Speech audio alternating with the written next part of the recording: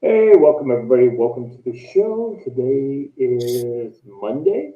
This is the It Council on is. Future Conference. My name is Scott, and this is Joe, and we're here to talk about the world and all the stuff.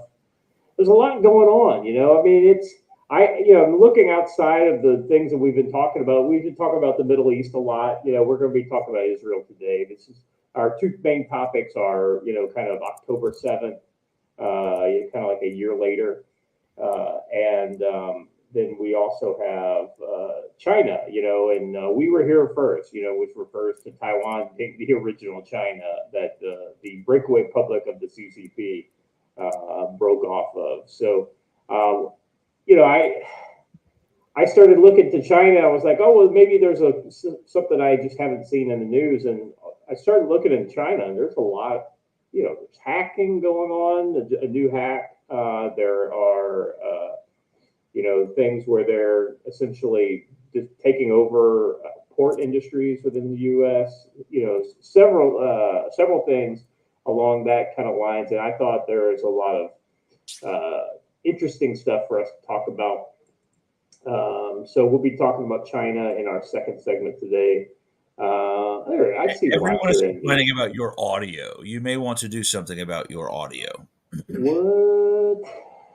Hold on a second. Maybe it's the wrong way. Hold on a second.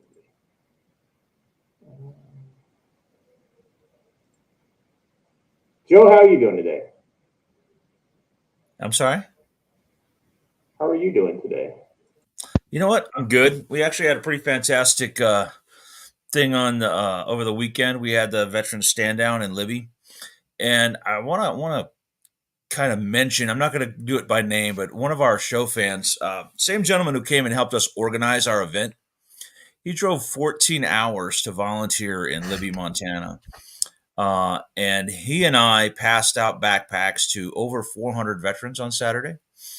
Um, Free veterans for a lot of guys who don't have a lot of stuff, right? Homeless or at risk guys.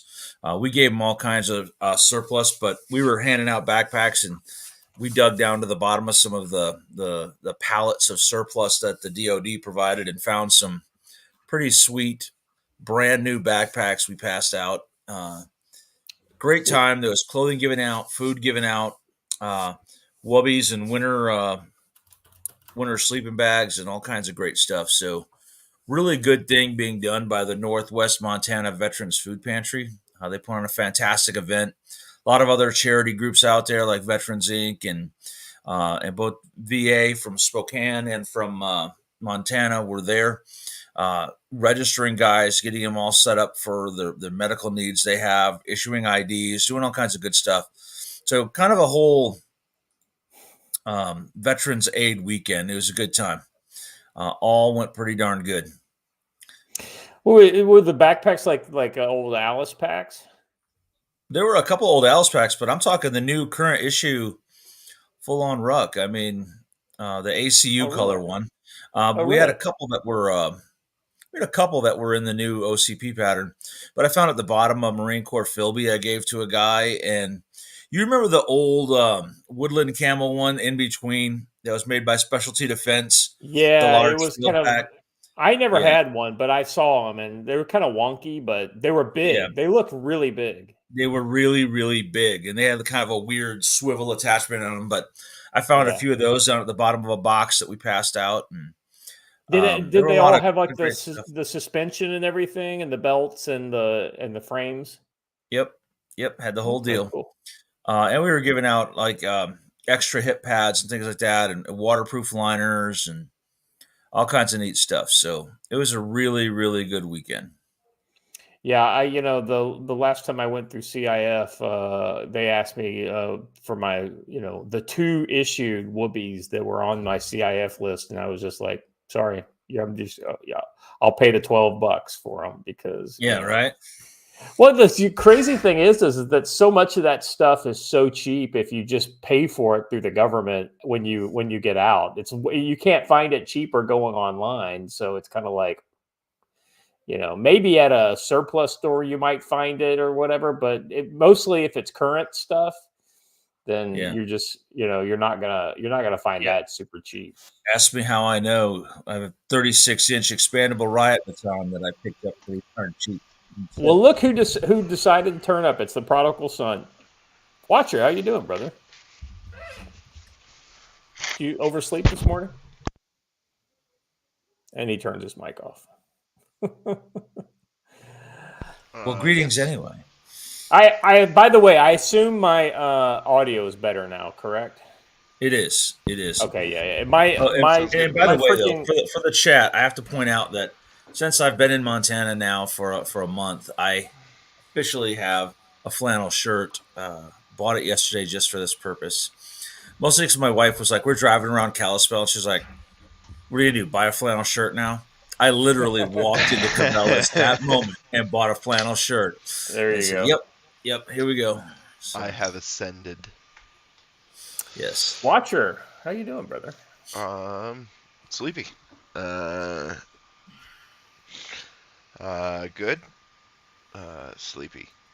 Yeah. Well, it's that time of year. You're starting to get into hibernation mode. It gets a little cold out for a couple of days, and everybody wants to sleep 8 hours a night or something.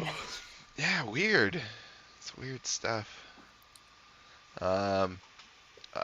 Curious. I've looked through the links, just trying to open them up, and curious.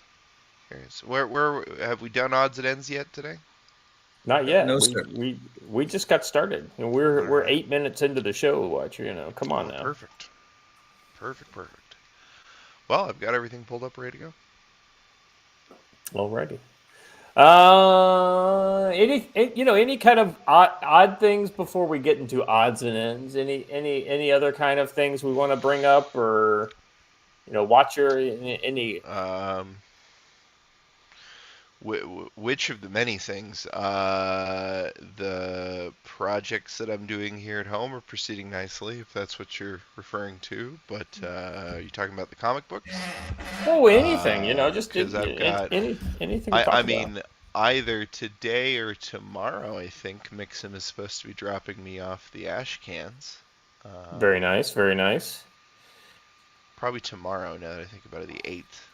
So, By the way, Watcher, Leo is going to be coming here on Thursday for the class this weekend. So if you could get any of that video you've got cleaned up and around, it would be cool to pass it on to him. So I hadn't even been thinking about it, but yes, let me pack it all up. Well, good stuff. All right, gentlemen, let's jump right into it today. I feel like while we talked quite a bit about the hurricane stuff last week and the importance of being prepared, and you're seeing the kind of the live action version of prepping versus just kind of either training or thinking about it. If you feel like you missed out, it looks like you'll have another opportunity. We've got another low pressure system is strengthens into a hurricane. I think it's a category 2 right now. Milton strengthens to major hurricane. Florida prepares for a large scale evacuation. So it's going to go basically across from Tampa to Jacksonville is what I think I saw.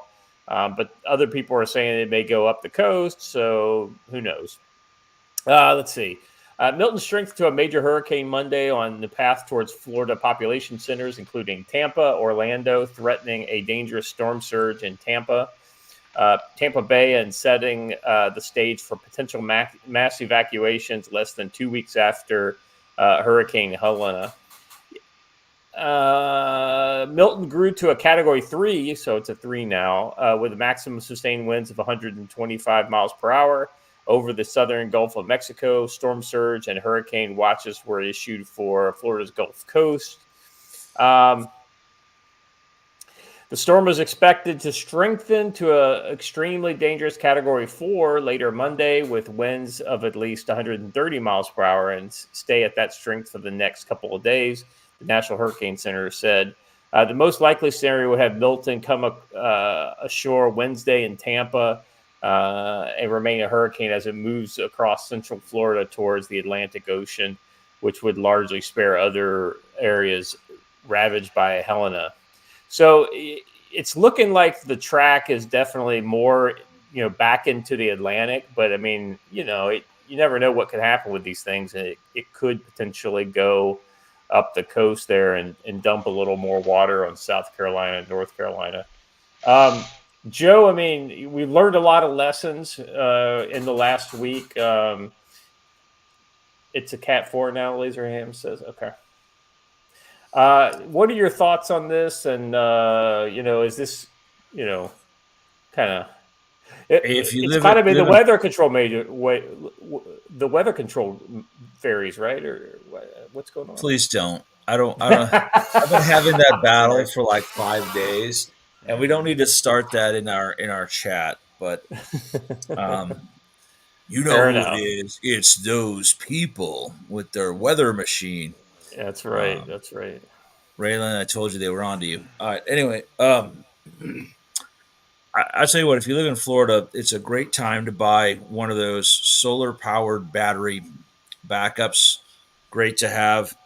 You can charge it now with your wall power, and then when the power goes out, you can recharge it from the sun. It takes a few hours, but it does work. So I would get some sort of a battery backup. I would get my radios and get them programmed. Right? Using the common license free channels, great way to reach out. And let me talk about something called the Channel 3 Project. I'm going to be doing an article on this. The Channel 3 Project is put on by Amron, but it's kind of a national standard now. At the top of every hour, listen to Channel 3 of whatever service you have on the license free, whether it's CB Channel 3, GMRS, FRS Channel 3, MERS Channel 3, whatever it is, at the top of every hour to call for aid or to give aid, right? Just a standard thing. Everyone meet up top of the hour, Channel 3, to kind of share info and be ready. Learn about that, print it out, and have that available because you won't remember. But get radios, get them programmed. Hey, Joe, let me ask you a question. With these like GMRS channels and things like that, I know you're limited to a certain amount of power or whatever without going, being in the bad side of the law. Or I'm sorry, the bad side of the regulations. Right, it's not a law. Yeah. Are there some people who can broadcast like high power stuff over those channels, like so that you can get it at a lot? Those channels in general are limited to 50. Well, 50 watts is the maximum on GMRS if you have a license, I suppose. Yeah. As opposed to the 5 watts. But as soon as you can point me to a device that can detect the number of watts that were transmitted on by a handheld unit at a distance, I wouldn't care too much. In an emergency, I don't care either, because in an emergency, if it's to save life or property, you can transmit at any power level on any channel you need. So don't listen to the sad hams. That's actually in the CFR, and make it happen. Do what you need to do. No, that's good. And this kind of goes back to some of the stuff we were talking last week.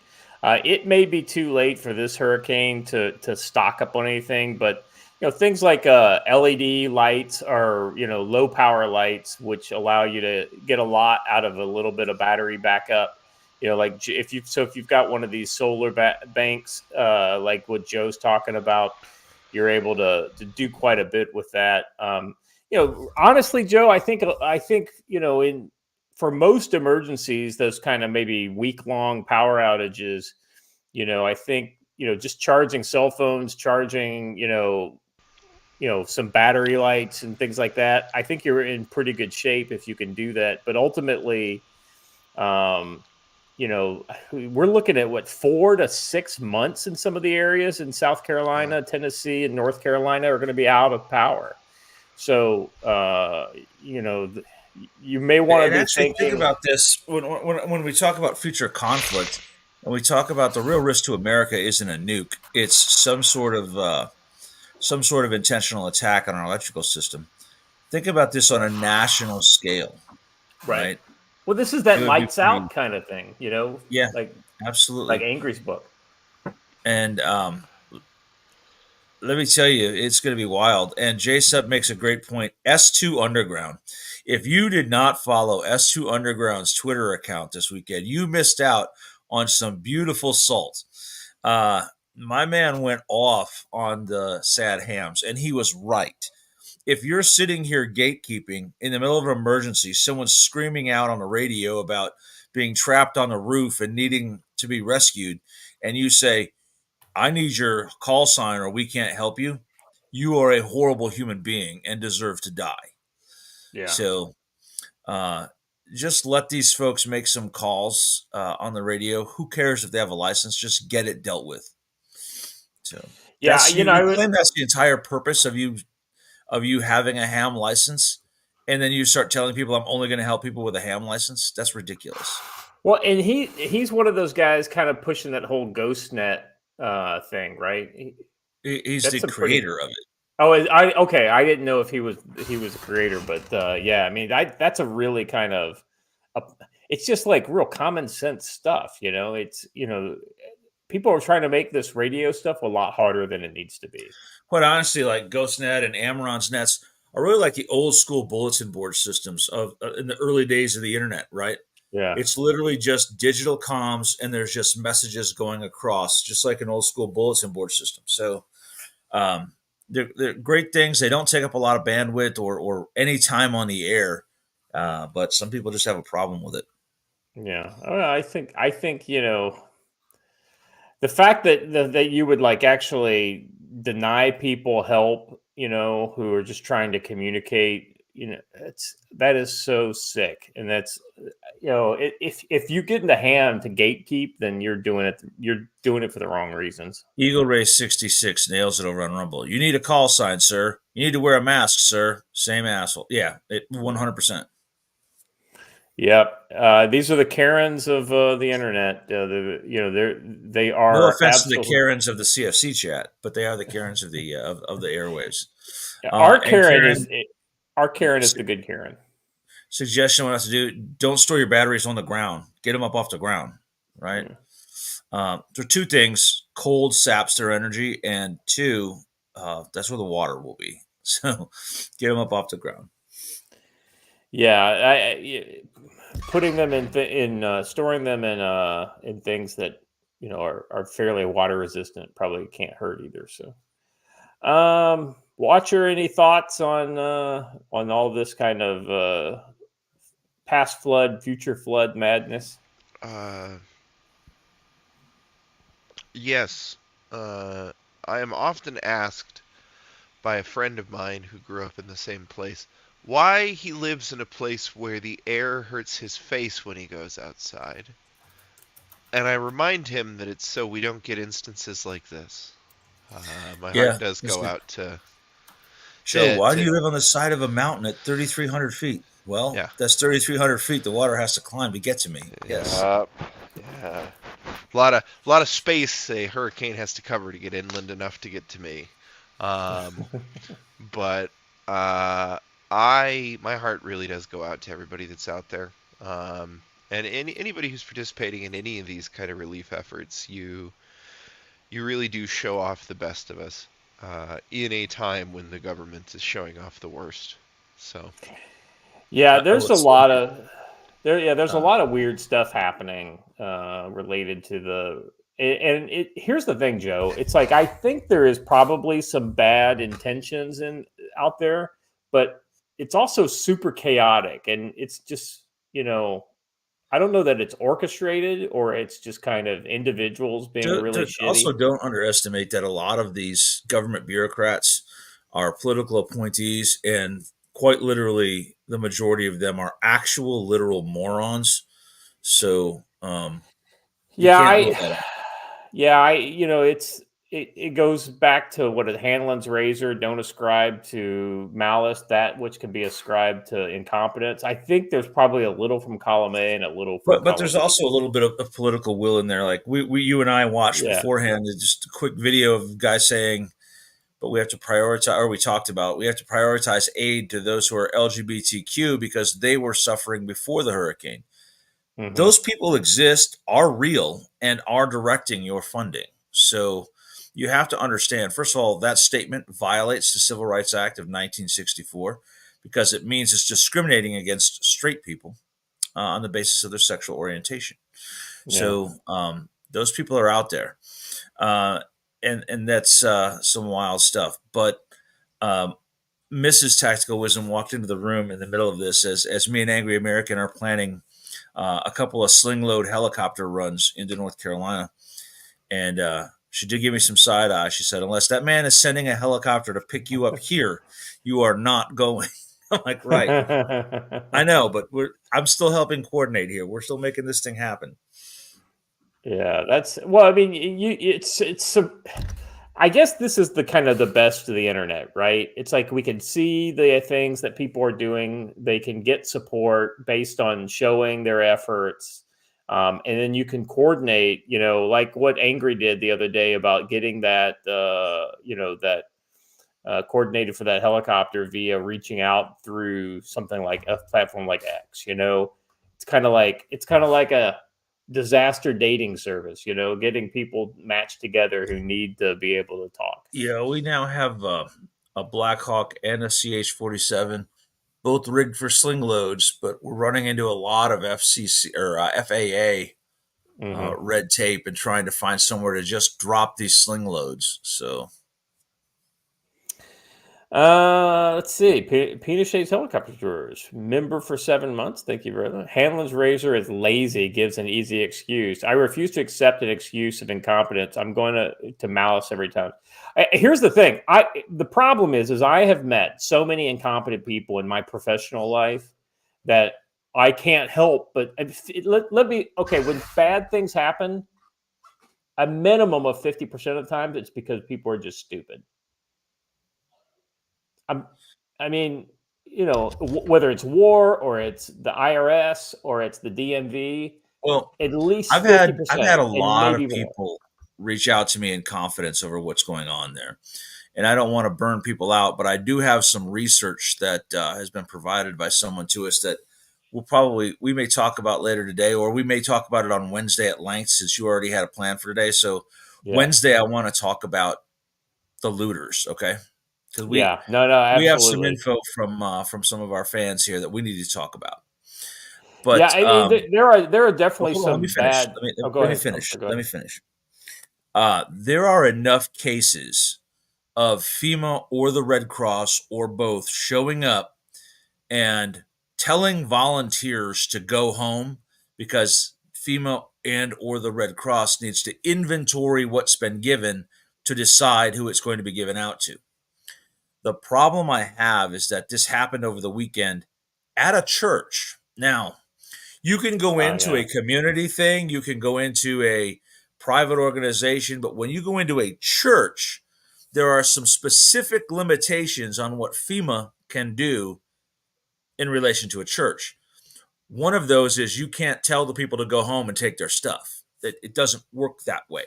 The First Amendment works in both directions, right?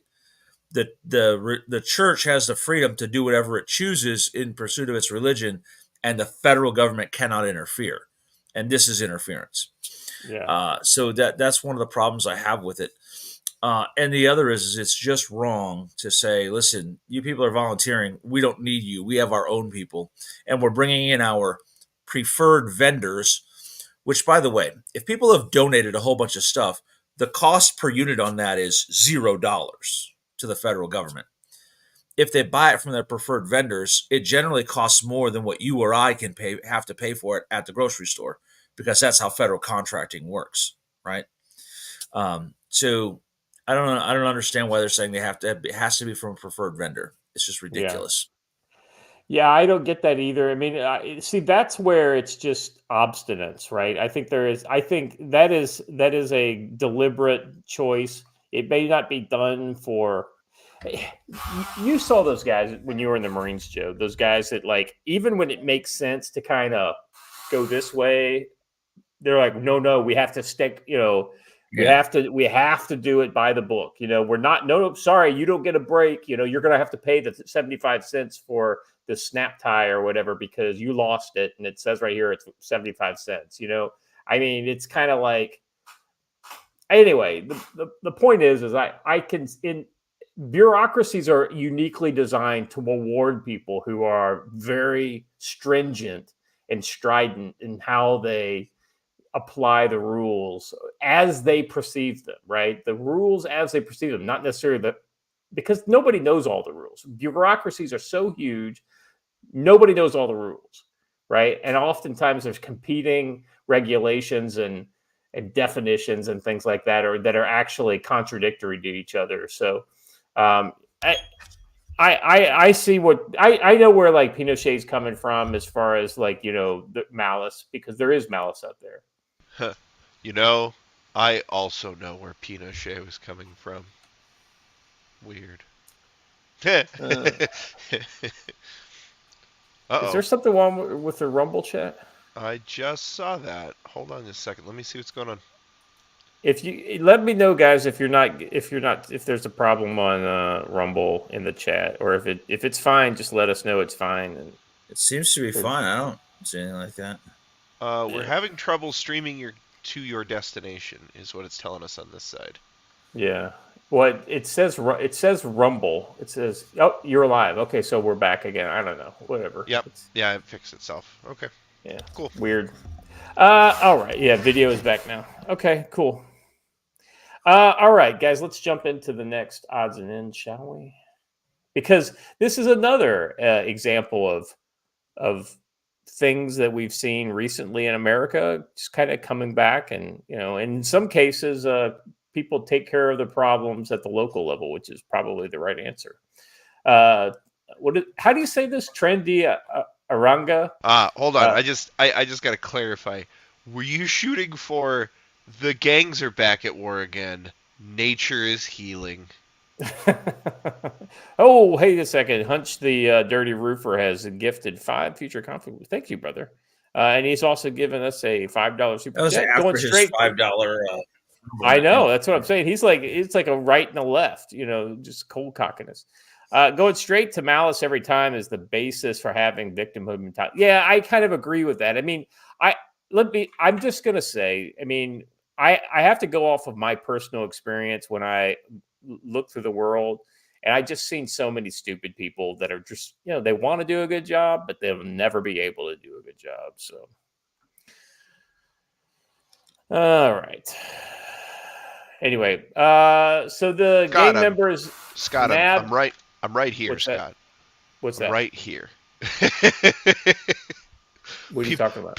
People who will never be able to do a good job. I'm right here, Scott. Right here. Your problem is you're competent at too much and you take on too much. That's right. Yeah, yours is the ADHD thing. It's like every 5 minutes you start a new job. All right. Gang members nabbed in huge raid on San Antonio apartment complex.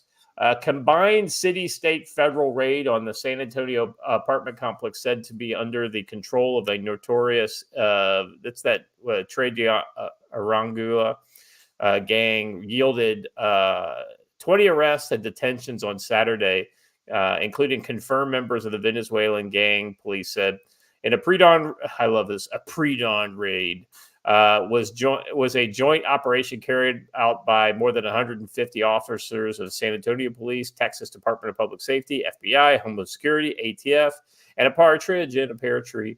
Officers swept through some 300 vacant units at the Palatia Apartments, a complex on the city's north side, about a mile west of the airport, just east of Harmony Hills residential subdivision. Hold on.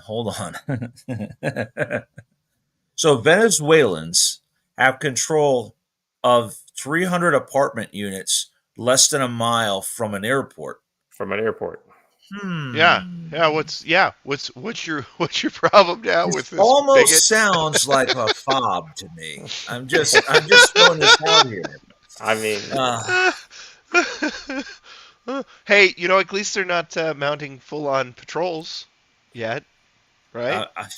I'm sure they are. Here's the craziest thing. First of all, Tren de Aragua finally saw New Jack City and was like, that's a really good idea. That's a great idea. Let's take over the whole thing. We bum rushing the Carter, bro. But also, this is the biggest national crime problem that they're never going to tell you about, right? The media is not reporting this for a reason. I guarantee you that if this was some Western European neo-Nazi gang, it would be all you heard about, right? Yeah. And what's the difference, right? So pay attention. These things are going on all over the country. They're just not making it to the level of the national news. And when you call out the national news media on it, they say, well, that's a local crime story. No, it's not. It's a national trend. It's important to know.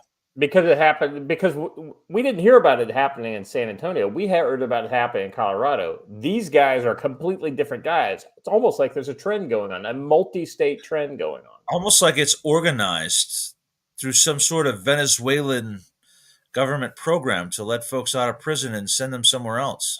Exactly right. Let's see. News 4 reporter on the scene described hearing flashbang grenades being deployed as the raid was launched around 4 a.m., noting that there are 900 apartments in this complex. That is a lot of units. That's a lot of rooms to clear because each apartment's going to be at least 4 rooms. Yeah. Oh, man. We're told by federal law enforcement sources that most of the apartments are housing migrants. We're also told that janitors and those who work here are feared for their safety, and that other migrants who have nothing to do with the Venezuelan prison gang. It says here, Texas Governor Greg Abbott declared the Tren de Arugula a foreign terror. You don't like arugula? I like a little arugula. That was not a Freudian slip. That was just me I know. Having to think about it. I know it was, but it was good too. A foreign terrorist organization and ordered the Texas Department of Public Safety to launch a statewide operation to target. Why can't he just say, "I'm sick of the Texas Rangers" on him? Why do you have to rename, something stupid like, Texas Department of Public Safety? Because the DPS, the Rangers are not the same thing. I know, but why can't you just stick the Rangers on? Because that would sound good in the press, It would sound cooler. What, the Rangers going after illegal aliens? That's never happened before. That's never going into Mexico to fight. Right. We will not let them use Texas as a base of operations to terrorize. Well, it looks like you just did. Too late. Well, they have a target on their back, and we're going after them. Texas is the wrong state for them to try to do business in. Well, apparently, it was a pretty good state for them until yesterday. That one tattoo there is a Latin Kings tattoo, not a Venezuelan one. Yeah, so you got all these, and I've heard the train one is a gang-related tattoo as well. That's one I'm not aware of. Tren de Aragua, yeah. I don't know why they're throwing the Michael Jordan one in there though, but okay. Yeah, that's kind of a random gang tattoo. All right. The video showed gang members. The Latin Kings, who are closely affiliated with these guys, is indeed a Hispanic supremacy group, just for the record. Yeah, they're tied into that whole La Raza kind of deal and all that. Mm-hmm. Let's see. The characterization of the gang having asserted control of the San Diego complex echoes the famous video imagery that emerged in Aurora, Colorado apartment complex in August. Those videos showed gang members roaming around with rifles and pistols, much as the San Antonio criminals were said to have threatened employees of the complex. Police say gang members in Aurora threatened to kill property managers at a second complex.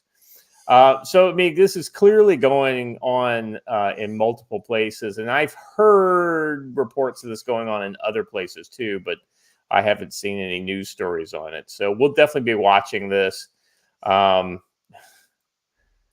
Texas DPS director said these gangsters are like cockroaches. They multiply quickly. Small intrusions into community become infestations if not aggressively pursued. All right. Lance Corporal veteran for $2 says, literally translated, it's the water train. Okay. All right. No, it's not, because Aragua does not mean water. I thought it was the train of Agua. of spicy lettuce. In the 21st. I suppose that no, We it's had the a weird train from compression Aragua. issue. So Okay. yeah, all right. So let me start over. Agua means water. Aragua is the 23rd state. I guess that's why the Michael Jordan tattoo applies. The 23rd state in Ah. Venezuela. So it's the train Uh, from Aragua. La Tren de Aragua. Oh. So, Look Okay. at that. Aragua. Okay. Maybe I'll get that I right. get it now. Okay. Huh. I was a little bit yeah, like, I wait, didn't was realize that? it was the 23rd state till I actually looked at it. You're just doing a little Google foo on us. That's so this one is a very sneaky one. Yeah. All right. So I mean, shocking, right, Joe? That when a country empties its jails and sends all its criminals north, that we end up with I their was told criminals. that that's one of the lies that Donald Trump tells. He also lies and says that gang members are in control of apartment complexes. So this news story is obviously false. Well, you would have it would have only taken the cake even more if they broke down the door and they found these Venezuelan gang members eating cats and dogs. Then that would have only made the meme even more on Don't the get your nose. Haitians and your Venezuelans confused. Well, they're very confused people. Very confused. Well, speaking of Mimi stories and confused people, I heard a pretty good one the other day. They were talking about how the West was defined by Greeks' wars with the Persians, and that it's theorized that the Persians pushing up into Europe is part of if it hadn't been for the Greeks pushing them off, the Persians would have taken over Europe and taken over everything. And somebody pointed out that couldn't have possibly been true because they'd have made it to about Slovakia and then had all their chariots stolen and sold back to them at a profit. Is it the People's Front of Persia or the Persian People's Front? Slovakian Prime Minister Robert Fico pledges to prevent Ukraine's NATO bid while in office. So, I mean, so you've got like about 3 or 4 countries now that are not having this Ukraine deal. We've known Orban for a while has been against it, and now he's out. And I know that I think Maloney has said some negative things about. It's like, wait a second, joining NATO is a bridge too far kind of comment. So, Joining NATO Austria. is a bridge too far for Russia, so that's important. Let's not forget the lessons to be learned by the Russo-Georgian War, which Russia still holds territory from. So, Ukraine, I mean, these places joining NATO is a bridge too far for Russia. In all honesty, Fico here is trying to get them to finish the job they started on him. He's about to enter him and Donald Trump are about to enter into a race to see who can get shot the most number of times or shot at the most number of times. That's what you call going through the gauntlet. Listen, he may have been shot in the head, but so was I. Okay. I think Fico is shot in the chest, but yeah. Slovakian Prime Minister has repeatedly accused the West of fueling the conflict, claiming that the war should be resolved through diplomacy over fighting. I will direct the lawmakers under my control as chairman of the ruling Smer party never to agree to the Ukraine joining NATO. Ukraine's accession to NATO would be a good basis for a third world war, added Fico, who's been a vocal critic of the West's military and financial support of Ukraine since Russia launched its all-out invasion in early 2022. These remarks came ahead of Fico's meeting with the Ukrainian Prime Minister, which is set to focus on cooperation in energy security and infrastructure. Referring to his stance on Ukraine's NATO accession, Fico claimed to be transparent. This is something that I have openly told the Prime Minister and the Americans and everyone else. The military conflict in a neighboring country where Slavs are killing each other Wow, that sounds familiar. Dating back to Stan's Slavic Civil War comments. And Europe is significantly supporting this killing, which I don't understand. It's almost as if the rest of the Europeans want the Slavs to kill themselves and to reduce their numbers. Weird. But if there's ever a country who would be against a third world war, it's Slovakia, right? Because Czechoslovakia as a whole did not fare well in either of the world conflagrations that have happened so far. So, yeah. All right. So that's the kind of the long and the short of it. We're seeing the rise of some of these right-wing organizations throughout Europe. So I would imagine this is a growing opinion, not a shrinking opinion. We'll consider. But listen, let's just call it the truth here, though. What they call a right-wing organization in Europe and in the media is generally center and maybe even center-left, right? Would have been called those 10 years ago. Yeah. Yeah. I mean, the Overton window has shifted not just in America, but also in Europe. And the irony is that, the left in America has bought into PC culture way stronger than what you see in Europe for just the average, left wing kind of, because, let's be honest, average European voters more left, they're kind of, compared to Americans, but, like, a lot of the PC stuff that everybody gets so upset about over here, you just don't see it. Like, I was shocked, working around Europeans last year, just the things that they would casually say and in the workplace. I was just kind of like, different strokes, I guess. Yeah. I mean, guys, I agree. I'm not a fan of the left wing paradigm. But that being said, we all understand when we say right wing, left wing, we understand what we mean, even if it's a false equivalency. As John famously once said, anyone to the right of Mao. Right. Over on Rumble, we got Pinochet's helicopter tours for $5. Odd how Mexico is allowed to sue U.S. gun manufacturers. So, how many October 7th anniversary Fed ops will the DHS and FBI take credit for creating and thwarting today? Round of applause for hardworking feds. That's nice of you, Pinochet's helicopter, for recognizing the hard work of the federal law enforcement. Good on you, brother. Yeah, America is so full of right-wing terrorist groups that the FBI has to create them. So yeah, there's Crazy. a lack of. Well, I love the. There was a explanation that there's a shortage of supply, but there's a overabundance of demand for domestic terror there's a news organizations story that came out over the weekend about Farmington Hills and West Bloomfield police in Michigan looking for whoever plastered those communities with some very anti-Semitic flyers. And of course, the articles are slanted to make you believe that the culprits were most likely white supremacists. However, in Metro Detroit, there are two other suspects you can't discount first. One is Allah's boys, who have been saying anti-Semitic things for decades in the region. And two is the Black Hebrew Israelites, who believe that they are the true Jewish people, not the actual Jewish people. So it's funny how when these things happen, the media instantly wants to blame folks of European descent when that's usually not actually the case. So yeah.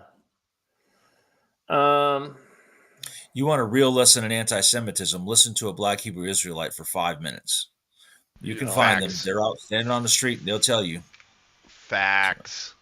Yeah, those guys are just out there. I do have to say. And they literally kill people every month. But anyway, go ahead. I was just going to say, my introduction to them was an odd one. I don't know if I've ever said this, but one of my corporals was a Black Hebrew Israelite. And I didn't understand some of the things that he said until one of my other lance corporals, who was also black, pulled me aside one day and goes, "Bro, we need to talk."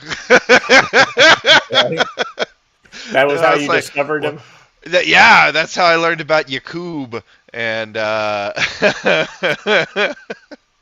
good Yeah, I never God, got man. into their lore, but I definitely learned the right and left limits on those guys, and they're definitely out there. Um, well, hey, now we're about to go into our commercial segment, and I have kind of an introduction for this. Joe, over on tacticalwisdom.com, you have this unbelievably helpful section here at the top of the page called recommendations, in which if you ever have a question about what would Joe Dolio buy as far as gear goes in X category, they can find not just the exact thing, but a link right to it on Amazon where they can buy it.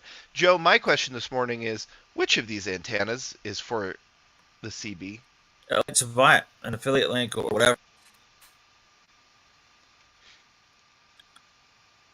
Uh-oh.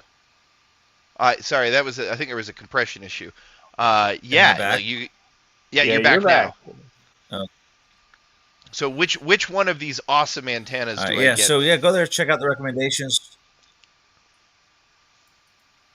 It depends on which radio you have and who you're trying for to that talk to. for that But for that generally, any Midland Nagoya CB 77 or 771. Oh, for the Midland 771. CB, none of it. You need an actual CB antenna. Yeah, So that's what I was thinking. Well, anyway, shoot. uh, yeah, check over there. Good stuff. I'm gonna be writing an article on license free comms again today, kind of as an in between the hurricanes thing to get people, up and running on that. So I still owe an article to a couple people on knife reviews, and I keep starting to write it, and then the world events take over, and I have to write something else. So we'll get there. Uh, Yeah, I mean, you've got so many knives in so little time, Joe. Well, people keep sending me knives, and I keep saying I'll review them, and then I haven't gotten to the review part. So Someday I hope to get to the point where I have a problem where people are sending me too many knives. yeah, I handed one to Alice last night. I said, "Here's the Shield knives, Bob. Tell me how this feels as a non-tactical expert." And she was like, "How much does this knife cost?" I'm like, "That's not the point." this By the feels way, that knife expensive. cost $0, but Yeah, if you were to buy this, it would be a little different. I'm holding this in my hand, Joe, and I can tell you it feels expensive. yeah, exactly. Oh So boy. on the Rumble chat, yes, I do need another antenna. And two, Josh, there's no beavers chewing on the Starlink. It's a bear, clearly. It's always a bear. Yeah. It's a bear. All right. Watch or anything on your end before we go over to the main topic for today? If you, I guess this is as good a place as any to say, if you've been following my how to mount a thermal camera on a drone series, and you're one of the several people who've asked me, hey, that sounds cool. I don't want to build it. Can I pay you to build it? Soon. So, I guess that's as good an update as any. Yeah, there you Soon. go. I found a friend with all the skills necessary to manufacture these who just got laid off a few days ago. So he and I are in talks. Once we have a design for the casing worked out, then maybe I'll let you know. All right. That sounds interesting. And just watch her. Let him do the work. Yeah, no, I believe me, when I got onto this project and realized that it was potentially commercial, I was like, fuck, I don't need another commercial project right now. No, you don't. No, you don't. All right. Let's jump into our main topic today. We're picking up speed. We're getting along. Maybe we'll call the show a little early today. Give you some of your time back. So we're a year later, right? October 7th plus a year, right? And in the Joe, I've noticed that anniversaries and key days and holidays and holy days, especially for the other side, tend to draw attacks and things like this, especially in the Middle East. So I've been surprised that we didn't see much happen on the 7th, but then again, it's this morning of the 7th for you guys, so we got a whole day to go. It's interesting, right? And on this day, a day, a year later, Netanyahu declares revival war to ensure Hold on, though. Let me October interrupt 7th you never happens. because Israel came under a massive rocket attack from Hezbollah this morning. So, yes, they did have an October 7th attack. Well, I mean, I don't know that I saw anything different than what we saw in the last week, though. No, or do you think It was Scott- it was a much grander scale. Yeah. Scott, I think what you're trying to say is paragliders or it never happened. maybe. Well, and then we also had scuba divers tried to infiltrate in too, didn't we? Weren't they like shooting dudes in water? That's completely alleged. That's a made-up Jewish conspiracy theory. Never happened. Oh, I don't We're want joking, Joe. You by the way. It is Mossad Monday. We do have to collect that paycheck. That's right. All right. Let's read this from the ever reliable Morrow in the Fall. At special government meeting marking the anniversary of the October 7th attack, Netanyahu officially proposed renaming the ongoing conflict to the Revival War. This renaming reflects the existential fight Israel faces, according to Netanyahu, to prevent another massacre like that carried out by Hamas on the fateful date in 2023. He stressed that the war's objectives, including dismantling Hamas, securing the return of all abductees, and ensuring that southern and northern residents can safely return to their homes. Netanyahu honored the memory of those murdered and praised the heroism of IDF soldiers, stating that Israel's military actions are changing the region's security landscape for the future generations. We will fight. We will win. Israel's eternally will not lie. Interesting kind of, this is more of that rhetorical flourish versus say, something practical. That being said, they are on the ground in southern Lebanon as we speak. And that part of the war is actually, grinding forward. Guys, what are your takes on this? Yeah, I think the renaming is just it's a publicity thing, but Yeah. I do think that they are in an existential fight. When the enemies are calling for the absolute abolition of your race from the planet, Yeah. you can say what you want about Israel and her actions. They do suck quite often. Let me just get that out front. But they do have a right to exist, and they've never called for the elimination of all Muslims in the world. They've never done that. On the other hand, those peace-loving Gazans and peace-loving Hezbollah guys have all called for the absolute destruction and murder of anyone of Jewish descent anywhere in the world. So I do see a difference there and a difference in morality. Not saying that that Israel is right, but I am saying that they're not as wrong as the others. Watcher?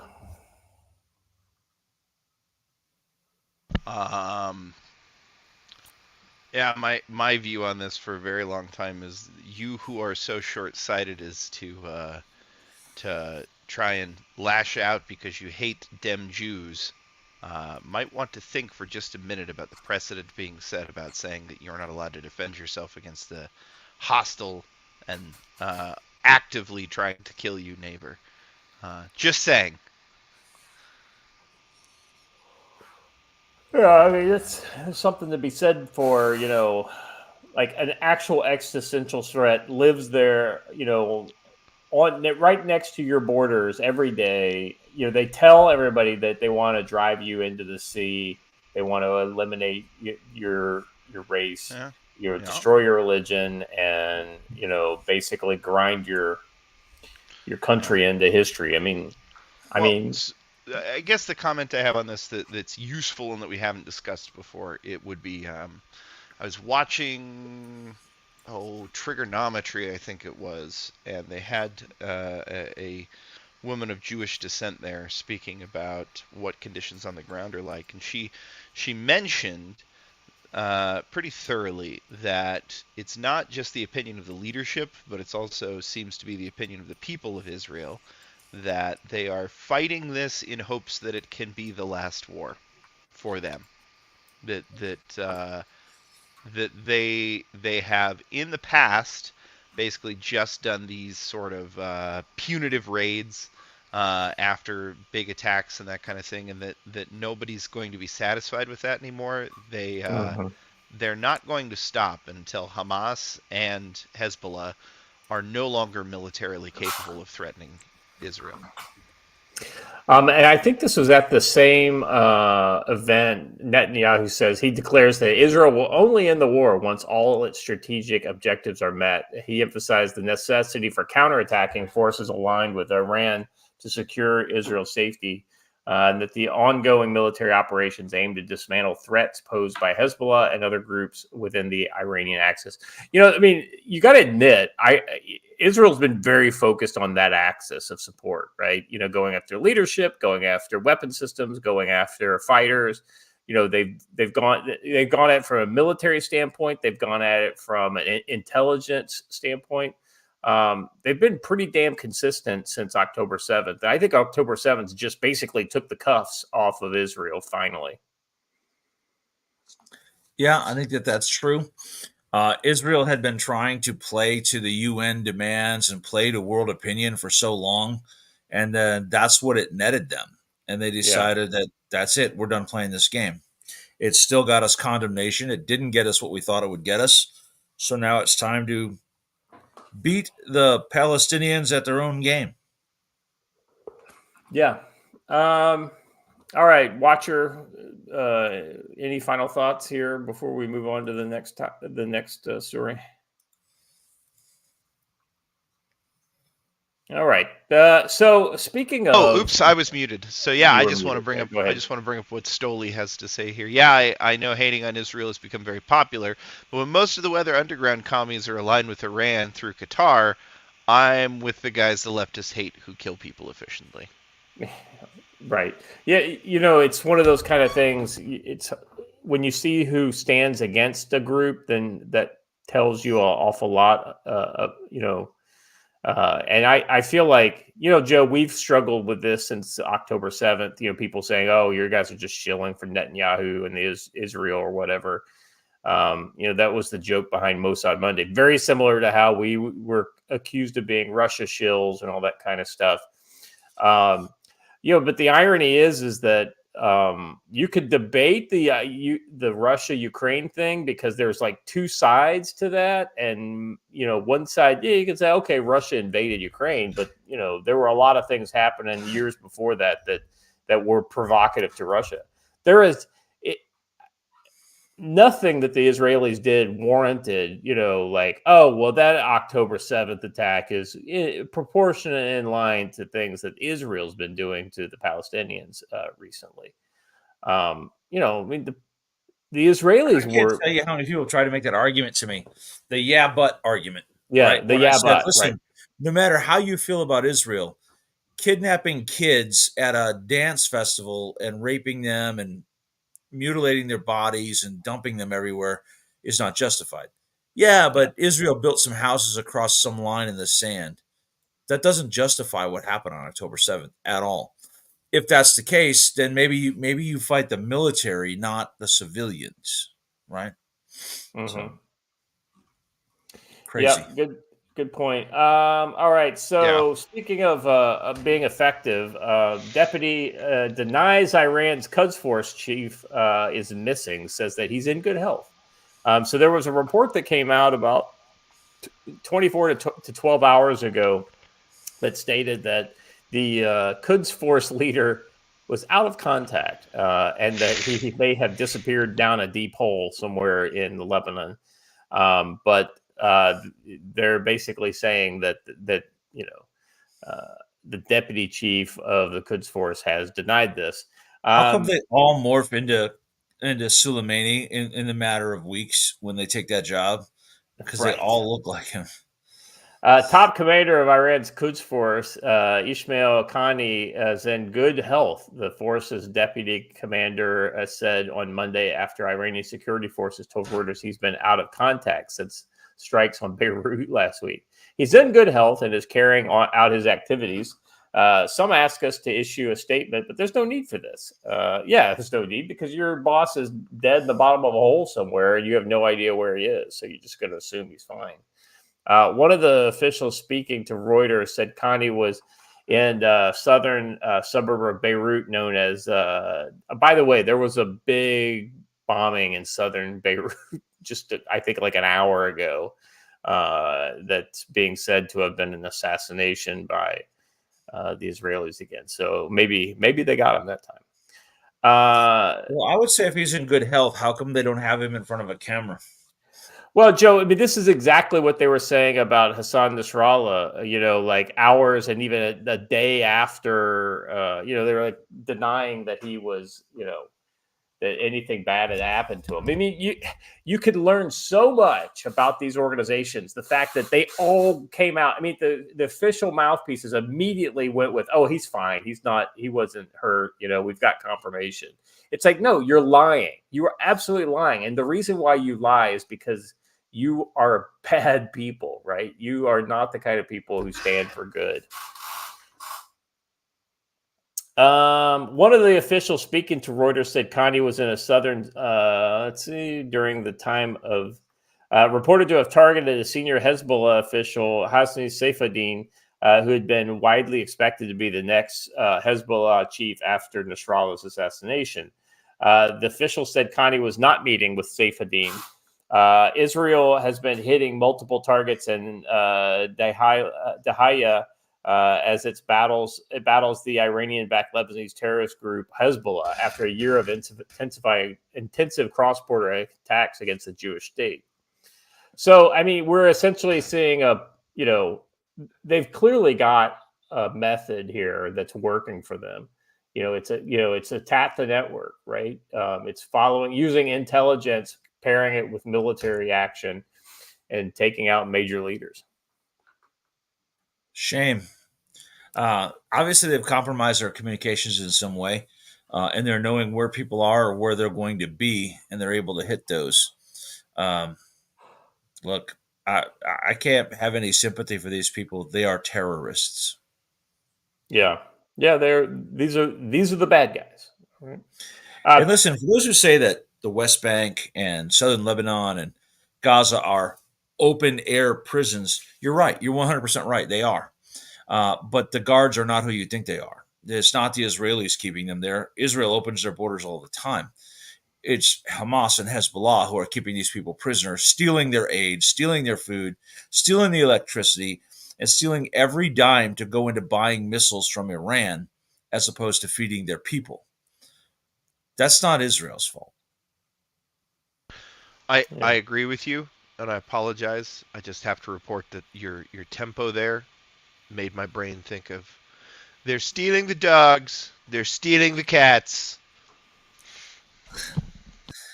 Thanks, Donald. Hundreds, but also millions. Hundreds, but also millions. That's funny. Speaking of Donald Trump, did you guys watch any of the stuff with Elon over the weekend and the Butler Township rally that they did? Never been a fan of the circus, no.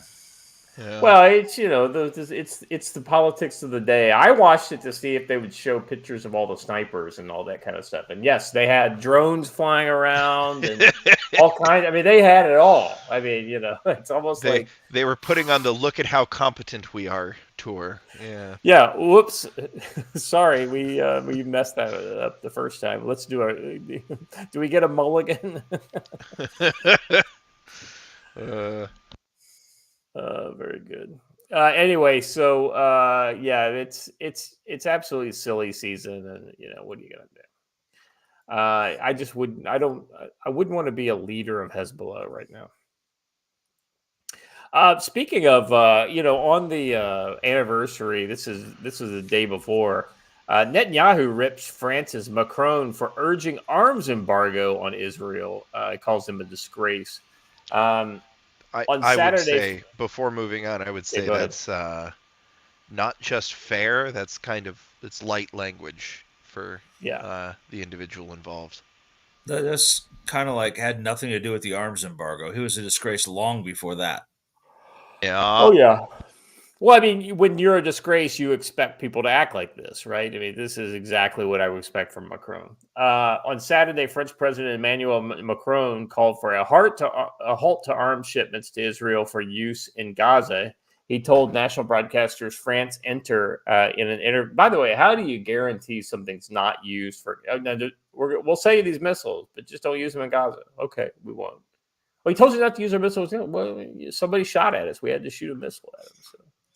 If I was a world leader meeting Macron, I would not be able to resist the temptation to say, "It is so nice of you to bring your grandmother to all of these events." Exactly right. Let's see. He confirmed that France had already halted its arms delivery to Israel. I just can't imagine France has a big amount of arms that they're sending to Israel. Who invented the Exocet missile? Yeah, the silkworm. I think we are not being heard, Macron said in reference to ongoing Israeli military offensive. I think it's a mistake, including for the security of Israel. I mean, this just goes to show that Macron is absolutely stupid.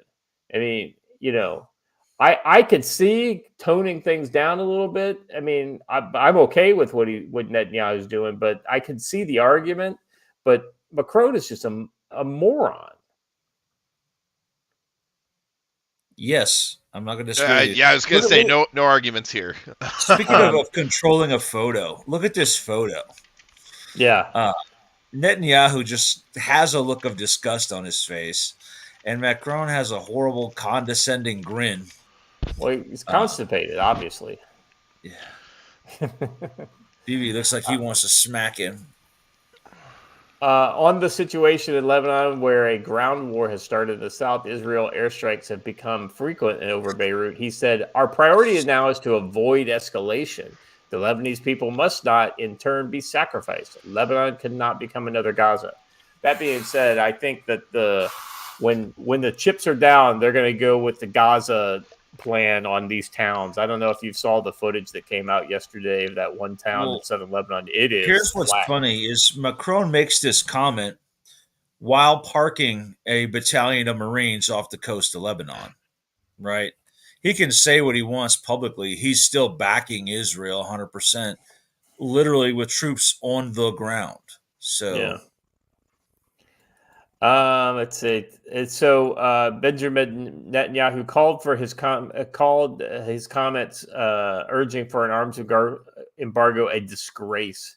Today, Israel is. This is a quote from Netanyahu. Today, Israel is defending itself on 7 fronts against enemies of civilization. He responded soon on the heels of Macron's Saturday remarks. He previously described these 7 fronts include Gaza, Lebanon, or the West Bank, Yemen, Syria, Iraq, and Iran. As Israel fights the forces of barbarism led by Iran, all civilized countries should be standing firmly by Israel's side, Netanyahu continued. Yet President Macron and other Western leaders are now calling for an arms embargo against Israel. He followed this with his words, "Shame on them," going to describe France as not calling out Iran for weaponizing its own proxies throughout the region. Yeah, it's a great point, Joe. I mean, if anything, not only did we not tell them not to do it, but we then just gave them billions of dollars. Yeah. Yep, absolutely. He asked whether Iran is imposing an embargo.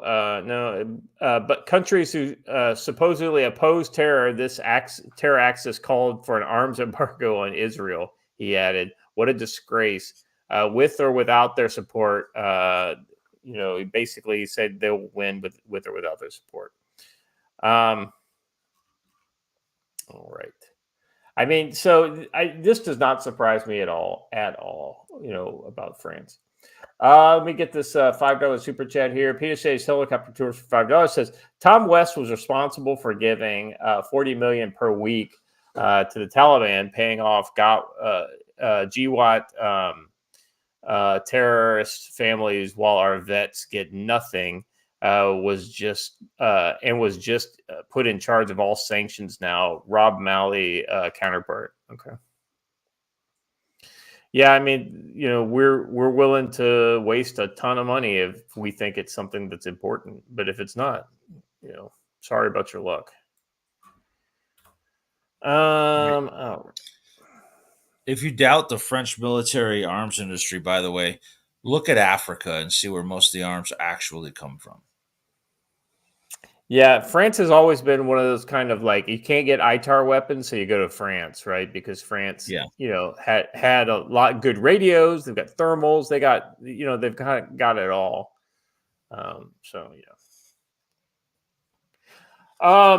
The other thing that's kind of sad about this whole situation is the effect it has on the domestic political scene, and kind of, I guess you could call the chilling effects on people who are, and I hope it's things like this that wake people up, that wake some of these college kids specifically that are scared to stand up for what they believe in. A year into the Israel-Hamas war, students say a chill on free speech has reached college campuses. A junior, this is true because at one point at the beginning of this, professors were demanding Jewish students self-identify. And if there's one thing we learned back in, 1938, 1939, is that that's a bad idea. That never leads anywhere good. It wasn't the whole Star of David, the yellow Star of David on the shirt, a self-identification to keep Germans safe. As a junior at George Washington University, Ty Lindia meets a new student every day, but with the shadow of Israel-Hamas war hanging over the Washington, D.C. campus, where everyone has a political opinion, each new encounter is fraught. The idea that I might say the wrong thing kind of scares me, Lindia, who studies political science. That just goes to show you that the entire cadre at that school of political science people at his level are all far left. Mm-hmm. Let's see, you have to tiptoe around politics until one person says something that signifies that they lean a certain way on the issue. He's even being very kind of circumspect in how he describes what his opinion is. He also seen friendships, including some of his own, and he end over views about the war in public. He keeps his stance to himself for fear of future employers could hold it against him.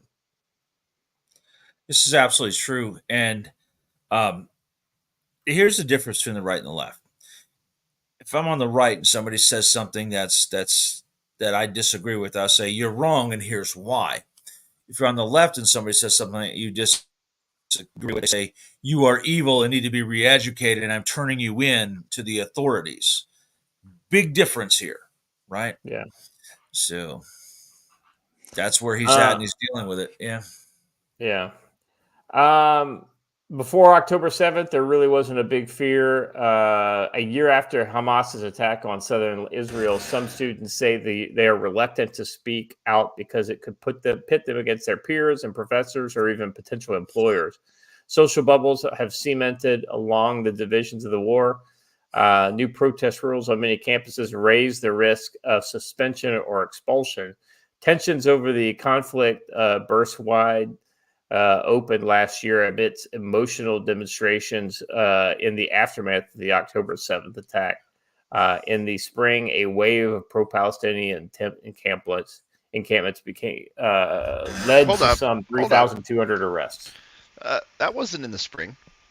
That was days after the October 7th attack. In fact, that was before Israel had even started responding. So, no, it wasn't. You got to remember, Watcher, there was some weird timing on that because it was about a month after. So it was in November when you started seeing the algorithm change on TikTok. And that's where you started to see the first kind of signs of this organized, kind of left neo-Marxist aligned thing. I saw marches, pro-Palestinian marches, the day after. Yeah, but you also saw there was no significant negative opinion on Israel until after the TikTok algorithm switched. proof There that were social media was a protests. mistake. They changed the entire political climate of a country in a few Yeah. days. Exactly right. Because they weaponize these useful idiots that sit there on TikTok all day long. They use emotionally engaging content to make them feel bad if they don't feel one way or the other. They tell them how to feel. Yeah. All right. So yeah, this is really chilling. I think. And then it goes into another story down below. Just talking about. Pinochet brought it up, but this is one of the weirdest things that's happened since October 7th. Was the Hitler was right stuff. If there was ever an argument to try to get behind, Hitler being right was not it. Right. Yeah. And if you watched my Twitter thing that one weekend, boy, there's a lot of them. I'm going to fight these retards. Boy, there's a lot of them. But that was the thing. I was living the meme. Joe, that was the sad thing, is that you literally saw some of these pro-Palestinian people trying to trot that out. Like, maybe Hitler was onto something, or, there was. Yeah. And now, let's be honest, that wasn't successful. They didn't, most of them deleted those tweets and all that kind of stuff, or TikToks or whatever. But ultimately, that stuff is, it was part of what was going around at that time. And that's just really telling about how out of touch our young people are when they can even kind of go along with that.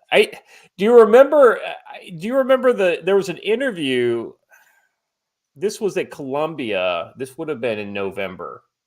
It was at Columbia where the girl was saying, yeah, we're down here, in support of the students, and then she turns to the girl. What exactly are we? It was like she had no idea what they are, right? I forgot what we're protesting for this week. Right. Are we members of the People's Front of Judea or the Judean People's Front? I don't remember. Yeah. So anyway, I don't want to read this whole article. It's pretty long, but it's pretty long, and there are a lot of examples of this. And so if you're not aware of just what's happening to these college kids, the problem is a lot of these young kids just they don't have the backbone to stand up for what they think, right? They don't have, and then they also haven't critically thought through these issues, and they can't articulate that. Yeah. Let's see. Stoley says, guys, I found Hitler's early college thesis on paragliders. I think this fellow was onto something. All right. All right. We are not on Bongino, so please don't bring me those jokes. All right. Let's move on to our next topic here. Now, let's be honest, right? There is the journalist's idea of what the Middle East, is showing, but then again, there's the real idea, and ultimately, this is kind of tangentially related to the ongoing conflict. The mullahs don't want Trump to, but Bibi sure does, and MBS too. Whether he's trying to influence the election, I don't know, but I'm not counting on that, said President Biden, referring to Netanyahu. No administration has done more to help Israel than I have, continued America's commander-in-chief. Defensively, politically vulnerable on this issue on his way out. Speculation swirled, would Bibi respond to Iran's missile attack by taking out Ayatollah's oil fields or nuclear facilities? Perhaps both. And with the bear market collapse in mullah's pager usage, how would the Mossad neuter Iran's leadership? Only Netanyahu knew. This, of course, is the world we now live in. Long gone are the days when polite central bank governing boards determine the arc of world history. The age of the politician has returned. The Israelis have not concluded what they are going to do in terms of the strike. That's under discussion, said Biden. If I were in their shoes, I'd be thinking about the alternatives, other alternatives than striking the oil fields. It's almost like Biden wishes he hadn't sold off our strategic petroleum reserves at this point. An oil field strike would lift oil prices, gasoline inflation, and who knows, the Ayatollah might even then strike Saudi oil fields, which would take crude well above $125 per barrel. This would surely cost Harris the election, but the mullahs don't want Trump to. Bibi sure does, MBS too. And his Saudi forces could surely be doing more to take out the Houthis who attacked 2 more ships this week. I'll be honest with you guys. Joe, I don't know how much you paid attention to the Saudi Arabia war against the Saudis' war against in Yemen, but I think they took quite a hit there, and I don't know that they want to get dragged down into a lot more of a slugfest with the Houthis.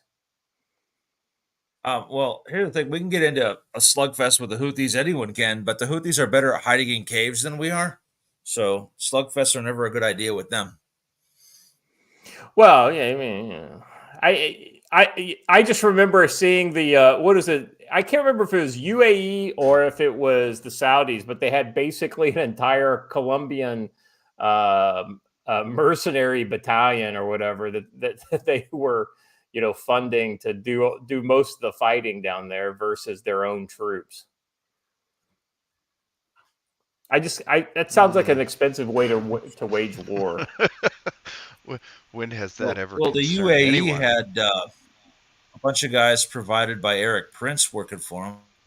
That might be it. I mean, but these were mostly all from Colombia. I think there were some other South and Central American countries involved as well, but ultimately Colombia supplied, a lot of soldiers of fortune out there in the last couple of years. Disrupting world trade, providing a work. Hey, he's not wrong. You're not wrong. That's what I'm going to say. You're not wrong. Let's see. And what with this political age, no one outside a few leaders with their fingers on the trigger can accurately predict what would happen. This is correct, right? I mean, so ultimately, the sad thing is clearly I don't think anybody in our leadership has their finger on the trigger. Speaking of leaders with fingers on the trigger that know what's going to happen, hey, did everybody see that weird speech to the Iranian people that Netanyahu gave a few days ago, saying that change in leadership may come sooner than anyone thinks? Oh, you talk? Yeah, that was last week. Yeah, we played that video. Or I know we did. I'm just drawing people's attention back to it in light of this context. Yeah. Good point. Well, but yeah, definitely I think there are, Trump has his allies in the Middle East, and they come in all shapes and sizes. So it'll be interesting to see how this election shapes, what people do in the Middle East. All right, guys, let's move on to our second topic of today. We're going to be talking a little China stuff. We haven't talked a whole lot of China lately, with the exception of some of the Philippines and the South China Sea stuff. I thought this was Joe, when I saw this, I mean, I immediately thought about what we've said so many times, is that Taiwan's not the breakaway republic. The CCP are the breakaway kind of, Yes, Taiwan's the original government. This is all referring to a speech that the president of Taiwan made. Impossible for communist China to become our motherland as we're older, Taiwan's president argues. It is absolutely impossible for communist China to become the motherland because the island's government is older, Taiwan's president said in a carefully timed speech that underscores the intense historic rivalry between the two. Lai Chang-te, who took office in May, has long faced Beijing's wrath for championing Taiwan's sovereignty and rejecting the Chinese Communist Party. Despite having never controlled Taiwan, China's ruling Communist Party has vowed to reunify. This is where the problem is, with the communists, they want to completely break with the past unless it allows them to continue to rape and pillage and kill more people. The truth is that they've been allowed to control the language on this, which is a leftist tactic, by saying that they don't want people to support Taiwan independence. Yeah. Taiwan's always been independent. And by calling Taiwan breakaway, they've controlled the language on this. Taiwan's never broken away from anything. You look at the date of adoption of the flag of the Republic of China versus the flag of the People's Republic of China, and you'll see who's been around longer. Very simple. Now that's a great point, and it's one that I don't know that most people are aware of, right? You know, you see a lot of Americans just kind of, oh well, China is this kind of thing, and you know we'd have to, you know, but it's not. And you We can't going go to back war to with them. They make great food. I'm well, sorry. going back to, you know, controlling the language. One of the words that the CCP uses to reunify assumes that they were signifies they were unified at one point unified. united, and they were never unified. So Chiang by Kai-shek force, is rolling over in his grave right now. tell me about it. They were reunified by force if necessary, but many people on the island view themselves as distinctly Taiwanese and have no desire to be part of the People's Republic of China. God, I can understand that. On Saturday, in a move likely to further infuriate Beijing, Lai dug into history to make this point, stressing that Taiwan is already a sovereign and independent country called the Republic of China, whose government ruled mainland China for decades before relocating to Taiwan when the CCP came to power. The ROC was founded in 1912 after a nationalist revolution overthrew China's last imperial dynasty, the Qing dynasty. At the time, Taiwan was a Japanese colony ceded by the Qing dynasty after it lost a war to Imperial Japan nearly 2 decades earlier. The ROC later took control of Taiwan in 1945 following Japan's defeat in World War II. 4 years later, its nationalist government then fled to the island after losing a civil war against Mao Zedong's communist forces, moving the seat of government from the ROC to the mainland of Taipei. In Beijing, the CCP took power and founded the People's Republic of China in 1949. Since then, the two sides have been ruled by separate governments. So he's literally making the arguments that we've made, and it does my heart good to see the Taiwanese actually come out and talk about this, right? Not just, I mean, okay, they've always known it, right? Taiwanese know their history; they know it better than we do, but they don't message on this, and I never quite got why. And it's nice to see him come out on this. Yeah, I think that's important. For example, we engaged in a war with the PRC from 50 to 53. And a lot of people don't realize that. They think, oh, the Korean War was us against North Koreans. We would have had that war won at the end of 1950 had it not been for an intervention by the PRC. Yeah. And we fought them for the next 3 years. So they were a brand new country then. They had only been in existence for about a year. So pretty crazy. I think that Mao used it as a good place to get rid of the generals who could possibly overthrow him. throw him to North Korea, let the Americans kill him. Yeah. But crazy. All right.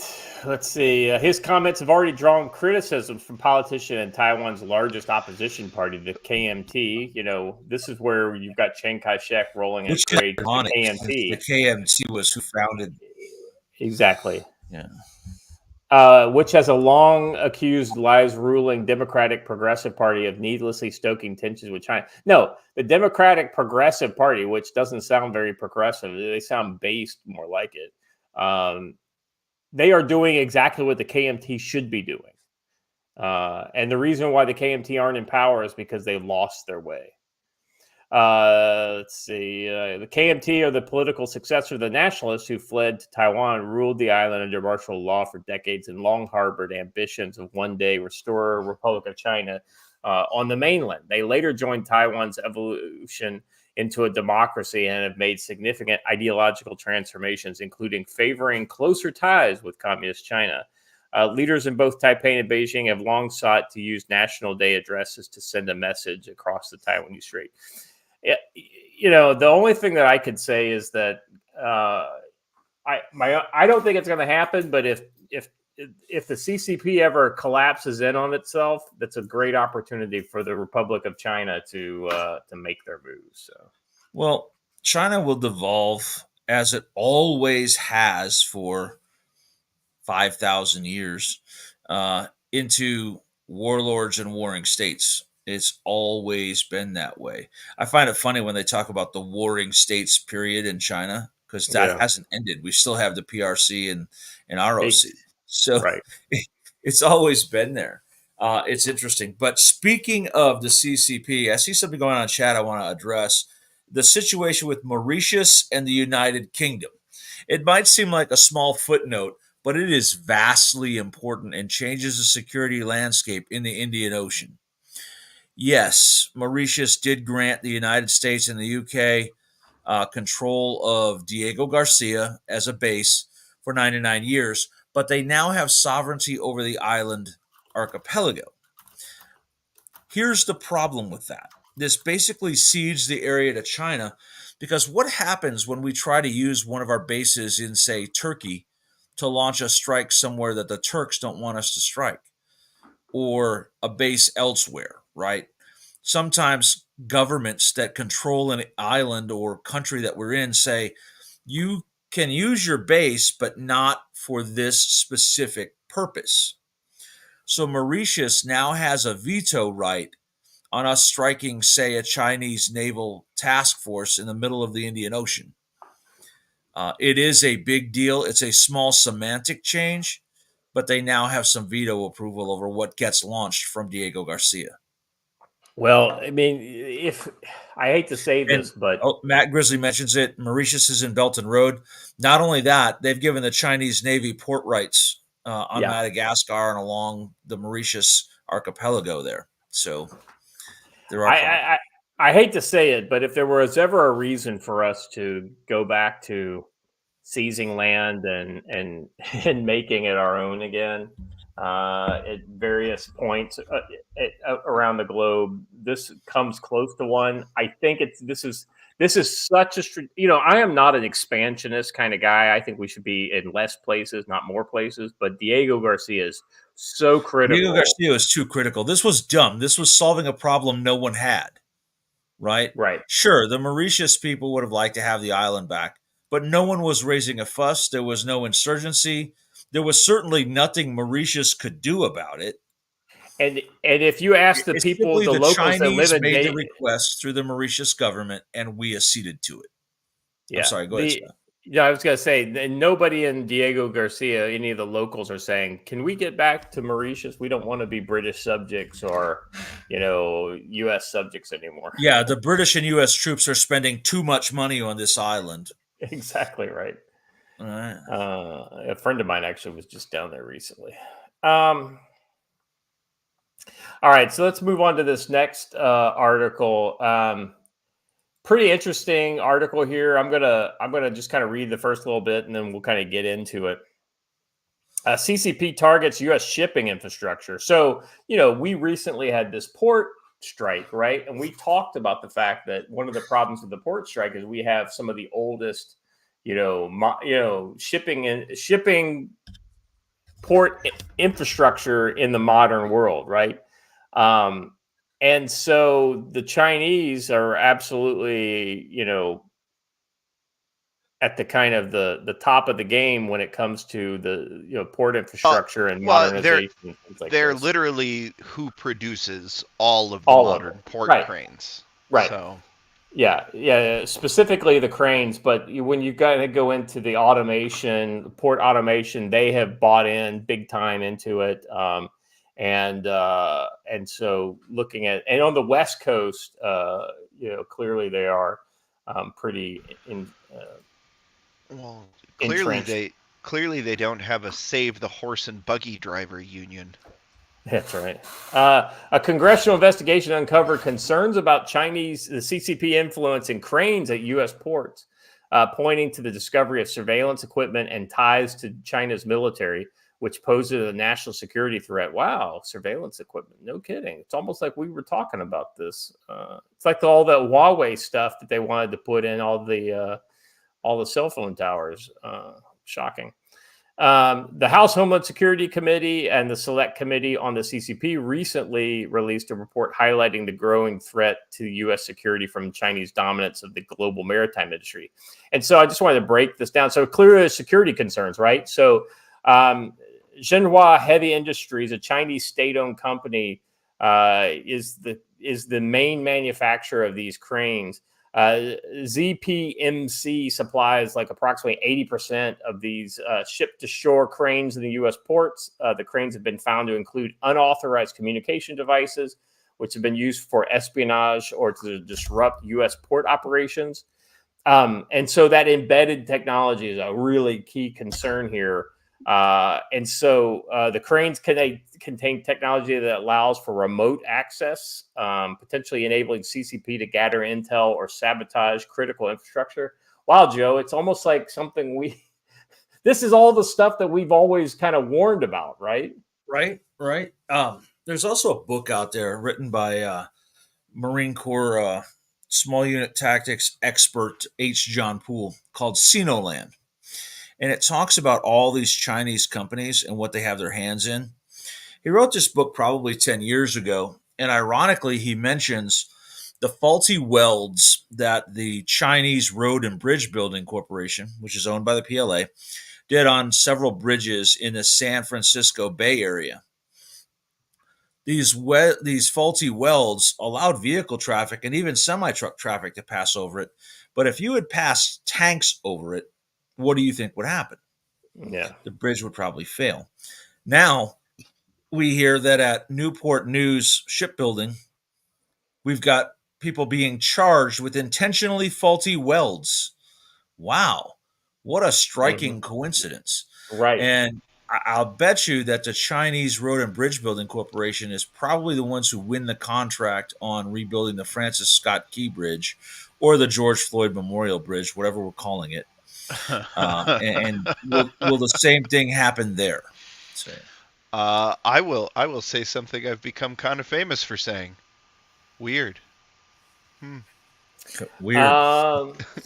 Pressure. So here's where it gets. This is. I just want to keep going, drilling down a little more on this because this is where it starts to really kind of make you. So pressure for remote access, right? There have been instances where ZPMC has pressured U.S. port operations to allow remote access for maintenance under the guise of operational efficiency, but this could also facilitate unauthorized access by the CCP. So they control 80% of the crane market. So this is a near monopoly in crane manufacturing. So it makes it almost impossible to transition to another supplier. Let me make that worse. They don't just control almost 80% of it. The 20% of it they don't control is ridiculously overpriced and only gets maintained as a matter of national security. Well, so ironically enough, right, that's where it kind of comes back, Joe, to these strategic, not reserve, but strategic infrastructure that we, it may cost us twice as much to buy cranes from an American company, but if we can build that stuff and maintain that internal security, that's the kind of I'm willing to suck that, that egg in order to maintain our security. He points out in that book, Sinoland, great book. If you guys don't have it, check it out. How in the solar panel industry, China intentionally took a massive loss on solar panels just so they could control the market. Same thing with these cranes. When you're a government, you don't care if you lose money because you're thinking the longer game. I now have control over these ports. And maybe I don't control them physically, but I can wreak havoc in them with the push of a button whenever I want to. And it's worth it to them to lose money for that capability. Same with solar panels. Yeah. Make them substandard, sell them all over the West, and when we rely on the solar power the most, they fail. It's still a win for them. It's twice as opposed to once is a win. Anyway, go ahead. I'm sorry. It's almost like if people had read that book that I suggested 3 years ago, the book that exactly lays out China's exact plan for war with America. I don't know. It's called something like what was that again? Unrestricted warfare, got a rainbow on the cover. Just saying, guys, they literally laid this out step by step. So They purposefully sabotage products that make it into the U.S. market because even if they're just sabotaging a little mom and pop shop, that kills the U.S. economy.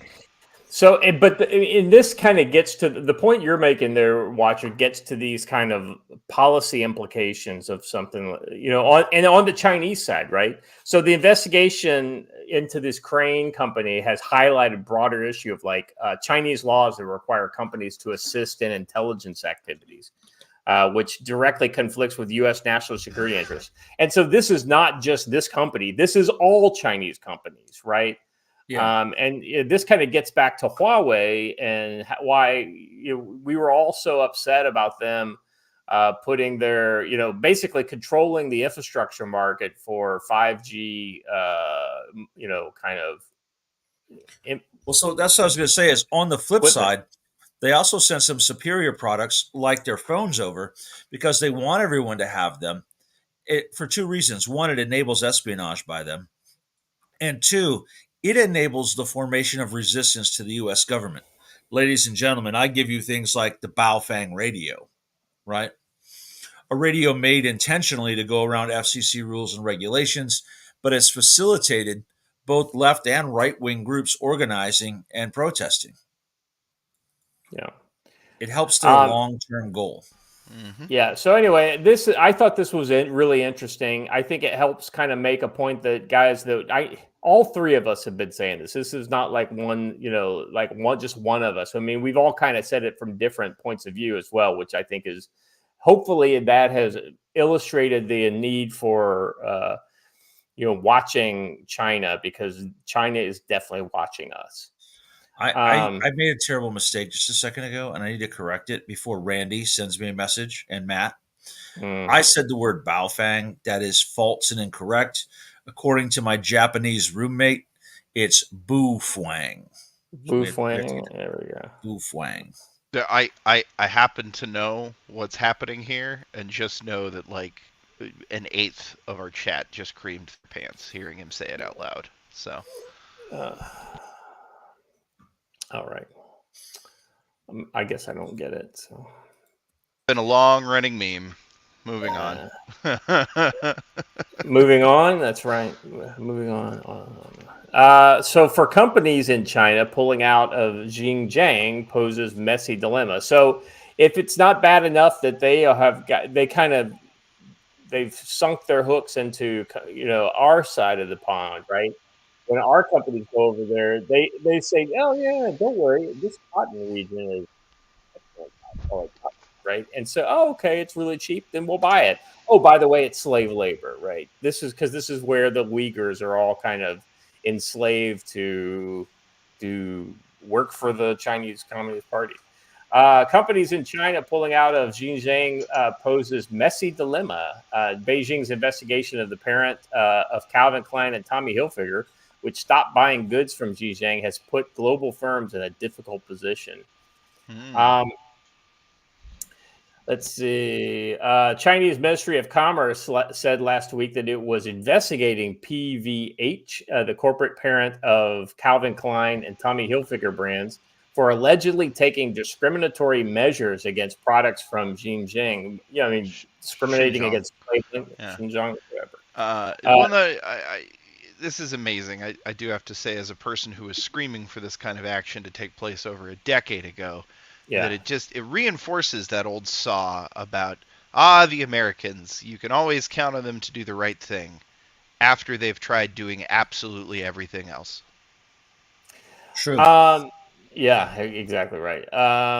Xinjiang, a region in China's far west that produces a fifth of the world's cotton. At issue is whether PVH violated Chinese law by pulling back from purchasing cotton garments from Xinjiang. Do you think it's a little too on the nose that China chose their first slave farm to be a cotton farm? Is it a little too? Huh. Listen. Yeah. Watcher, that's edgy humor that was reserved for Bongino. It reminds me over the weekend, all the Democrats saying, "But who will pick the cotton and pick the vegetables if we don't let in the illegals?" I'm like, Bro, that's literally the most racist thing I've ever heard. That says way more about you, guy, than it does about us. All right. So yeah, that's crazy. let's see. Let's see. Where researchers have cited evidence of forced labor, mass arrest, and confinement to re-education camps amongst the region's predominantly Muslim ethnic group, particularly the Uyghurs. The investigation has made clear that China will not tolerate companies that shun Xinjiang. That puts some multinationals in a legal vice grip because of a growing number of governments, including the United States and the European Union, restrict or ban imports from Xinjiang. The case is the first time Beijing has wielded a rule that it put in place 4 years ago, known as the Unreliable Entity List, against a company for complying. So, I mean, let's be honest. I mean, most Chinese people don't buy Calvin Klein jeans in the first place. They buy the knockoffs, right? So, right. I don't know that PVH is losing much by getting out of China. I could be wrong. They get the Calvin Klein where the K is on Calvin and the C is on Klein. Exactly right. Let's see. In 2021, H&M, Nike, and other brands faced damaging backlash from consumers in China after companies said that they would break ties with Xinjiang. This spring, several global automakers became the focus of congressional investigation. I mean, so basically, they bought. It's like that blood money, right? You don't take the blood money because ultimately, once you take it, you're always tainted, right? And so these companies are basically tainted themselves on the fruits of slave labor, and now they want to get out of it. And I have to come back on this. Why is this an issue now? They knew for a fact when they set those factories up that the reason they were doing so is so that they could take advantage of the Chinese trying to culturally wipe these people out and put them in fucking work camps. So why now, more than a decade later, is this suddenly everybody knows that these are slave labor camps and we have to come out against it?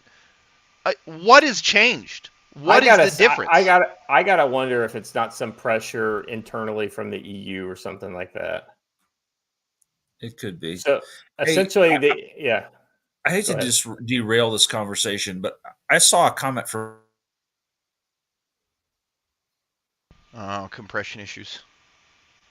I'm back in the process of letting a job slide sleeps weekend. He won't himself, but let me tell you why he's tired. He won't say so himself.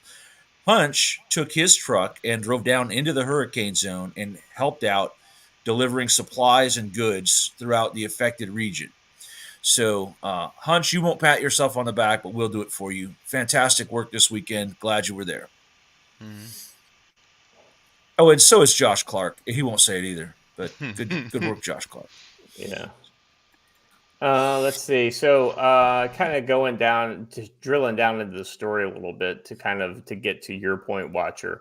BASF, the German chemical giant, started trying to sell its stakes in both Xinjiang manufacturing joint ventures to its state-owned partner in late 2023. Last week, BASF said the sales had not been completed and were subject to negotiations and required approval of relevant authorities.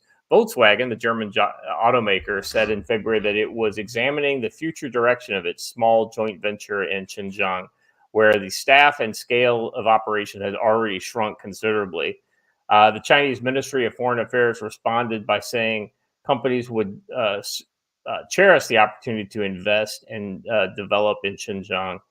Let's see. PVH is given 30 days to respond to the government's claims. If PVH is found to have violated Chinese laws, penalties could include fines and travel limits on PVH employees. My recommendation: get all your employees out now. If you can get any of your money out, get it out. But if not, you just cut losses and walk away. Hey, you remember that exec who got kidnapped by the workers in a Chinese factory and I believe ultimately murdered? Hey, that was when we weren't at war with China. Oh, yeah. Oh, by the way, just remember, folks, we are at war with China. China thinks we're at war. We just don't have to realize we're at war. Yeah. It's not the war everyone thinks it is. Yeah. But I'm just saying, if shit got that bad over a labor dispute, imagine what happens when war sentiment starts to get kicked up before we're even at war, right? Just when the Chinese say, hey, you can officially hate on the round eye in public. Imagine what's going to happen to your staff and senior executive offices that are still stationed anywhere in China. Yeah. Think about the Michigan plant being built by the Chinese Communist Party in Big Rapids, Michigan, where the workers are going to be housed amongst our college students at Ferris State University at state expense, and they are Chinese workers from China. What are those folks going to do when an actual war breaks out? Very weird. If an actual war breaks out, I just want to let you know that I will not have a AT&T, Verizon, or Lumen cell phone. I'll also point out that I had a lot better capabilities to get you out of Turkey than I do out of Korea. So. Yeah, so. Sure, yeah. True that. There's a boat or two in the Straits of Malacca at all times that might be able to give you a hand. So. Well, the good news is that there's a lot more concentration on the NEO aspect if something bad happens here in South Korea. So I'll be able to get my family out probably, along with 750,000 of their friends. I was going to make a joke about PAOs not being combatants, but I decided not to because you wouldn't know anything about that. That's right. I wouldn't know anything about that. Well, I mean, in my past experience, when I used to work I don't work in public affairs anymore. Remember that. China hacked major U.S. telecom firms in apparent counter spy operation. AT&T, Verizon, Lumen are amongst the companies breached by Chinese hackers in a sophisticated intrusion by the group dubbed Salt Typhoon, officials say. The investigation by the FBI, U.S. intelligence agencies, and the Department of Homeland Security is in its early stages. The full scope of the compromise and their impact is not yet known, said the officials who spoke on the condition of anonymity because of the matter's sensitivity. Spokespeople for the agencies declined to comment. President Joe Biden has been briefed on the breach. If they're briefing the president on a breach, this isn't like, this is a cyber hacking group that's, trying to get some Bitcoin out of people or whatever. This is a national security level breach. So I'm just saying, if you have a Verizon or a AT&T phone, maybe. Spokesperson for the agencies declined to comment. President Joe Biden has been briefed. News of the compromise and potential counterintelligence effort first reported by the Wall Street Journal comes as Washington and Beijing are seeking to keep their competitive relationship from veering into conflict. The Biden administration views China as a most consequential strategic challenge as it seeks to rival the U.S. economically, militarily, and in terms of influence in the developing world. Officials say the breach compromised networks of the companies, including Verizon, AT&T, and Lumen, three of the country's largest internet service providers. The list is probably longer as the hacks have been in the system for months. The three companies have declined to comment. Guys, what's your thoughts on this? I'm going to go back a little bit. I want to comment on another thing here. They talk about that, the Uyghur Forced Labor Prevention Act prevents all imports of goods from Xinjiang unless the importer can prove that the goods are not tainted by forced labor. Hey, you remember a couple days ago when we talked about how this little mine in North Carolina was the only source of a particular good that is needed in the production of every single silicone wafer that exists? In a very similar way, there is a part of the solar panel making process that is just unbelievably I was just going to bring this up. Yeah, there's the start of the solar panel making process that's unbelievably labor intensive. And it's part of why solar panels used to be so expensive and have come down like 3x in price over the last 10 years. Guess why it has come down by 3x? All of that savings comes directly out of the blood, sweat, and tears of Uyghur men who are captured and put into labor camps and forced to do this for free. The other piece of that is when we found that out, we passed a similar sanction that you can't buy solar panels because with a final assembly. This is how we get around it with a final assembly in China due to Uyghur labor. Yeah. So what China then did was ship them all to Vietnam, put in the final screw, and now they're solar panels from Vietnam. They're not solar panels from China. Yeah. And It's the they same solar amended panel built by the Uyghur labor, just shipped somewhere else for final assembly. It's and going to be they the same thing with everything on this act, too. exactly. And they amended the act to say, "Oh, well, you can't just do the final assembly there." Blah blah blah. So literally every time we make a law and we lay out the left and right limits of that law, they figure out how to subvert it. And so they go, oh, well, it can't just be the final screw. Cool, we'll do 2 screws. Oh, it has to be more than just a couple screws. Cool, we'll send the panels separately, and then in Vietnam they'll reassemble the panels. So I'm going to step on a big sad ham problem right now, too. A Do it, beehive. please. Oh, do it. Motorola. So Motorola was based in Illinois for most of its life. It then was bought out by the Chinese. And the federal government stepped in and said, Motorola provides way too many radios to our police, our fire, and our amateur radio community for us to allow them to be made in China.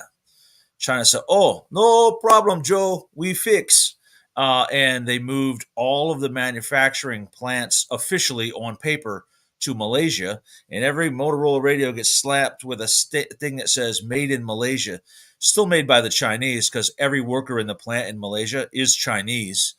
It's just made in Malaysia. So it gets around the government sanction against Motorola radios being made in China.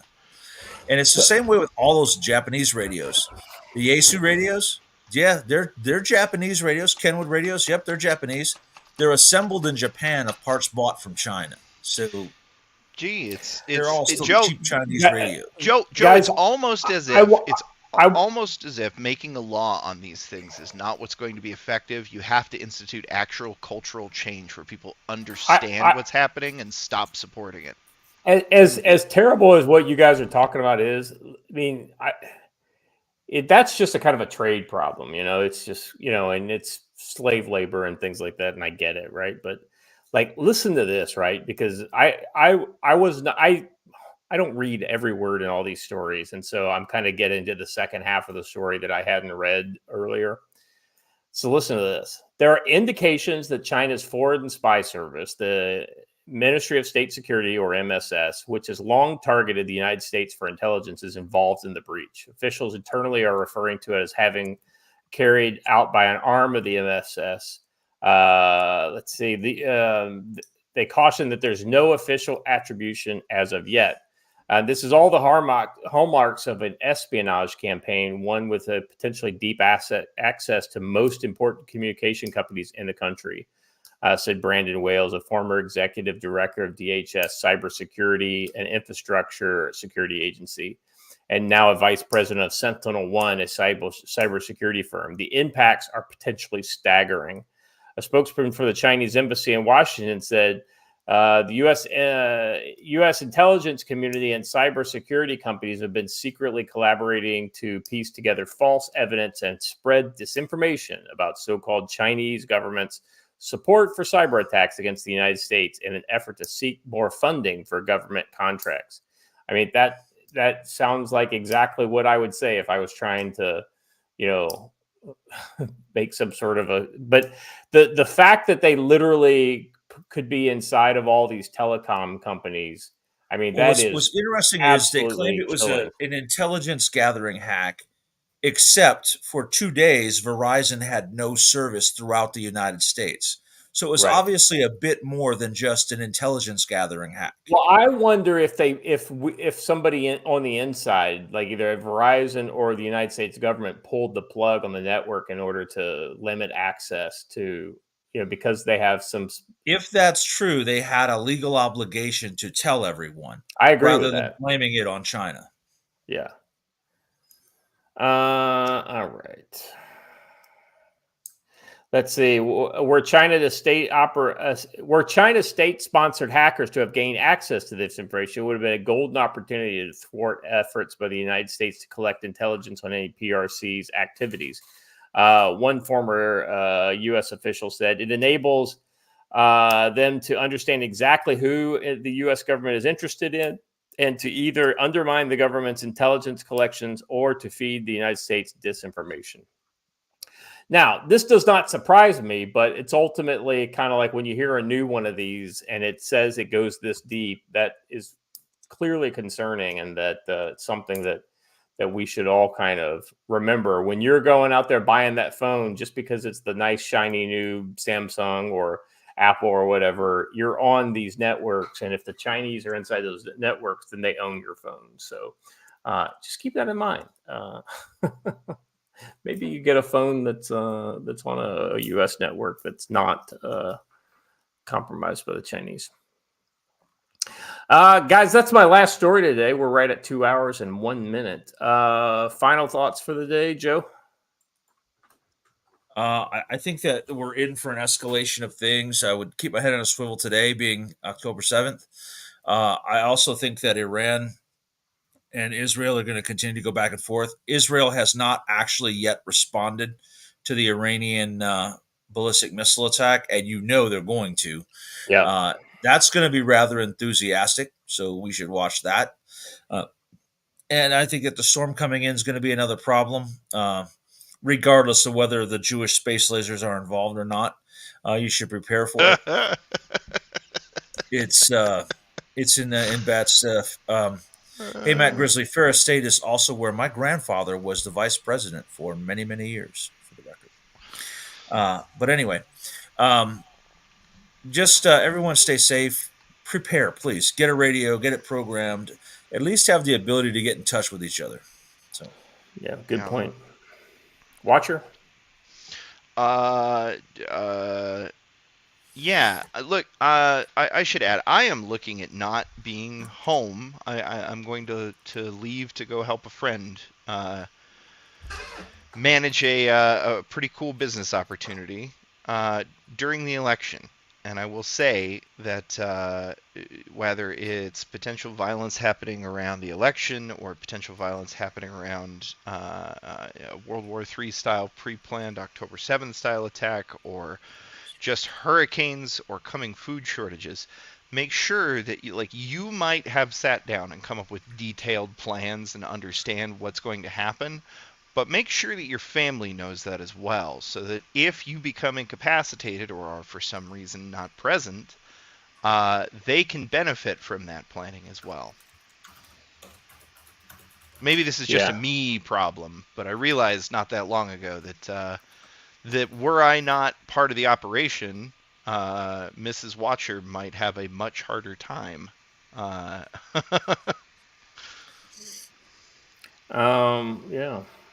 I'm sorry. I just read Knightsbridge had a tweet 20 minutes ago about this story we just talked about.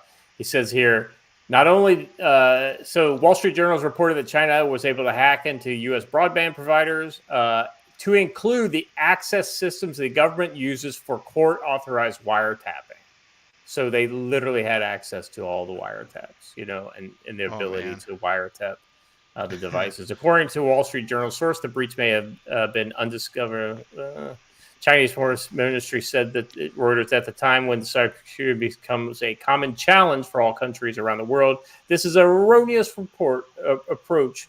Will only hinder efforts of the international community. This is crazy. I think China absolutely had everything that we are worried that they had. What that enables China to do is to find out which of their agents are under FBI surveillance. Mm-hmm.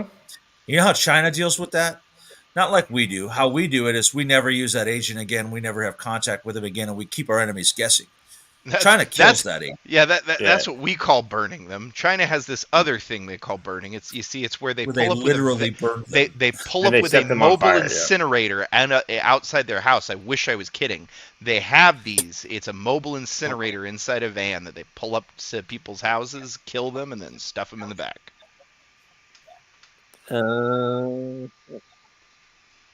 All right, gentlemen. I couldn't agree with you, Joe. I think we're living in a world of Jews that have yet to drop. Israel clearly has yet to drop. I think we've got more coming with hurricanes for sure. The election is a few that is yet to drop.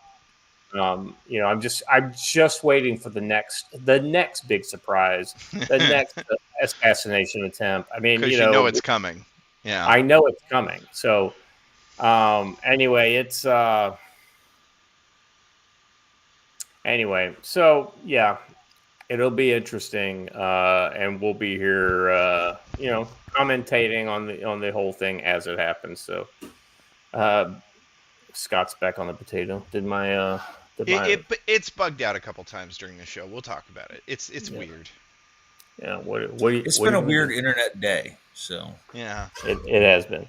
All right, that's all I got, guys. If you haven't done already, please subscribe to the channel, like the video, share the link out there with your buddies, and just make sure you say nice things about us. If the word of mouth is very important when it comes to these types of things. So we would be appreciative if you were to help us out with that. Thank you all, and as always, stay safe.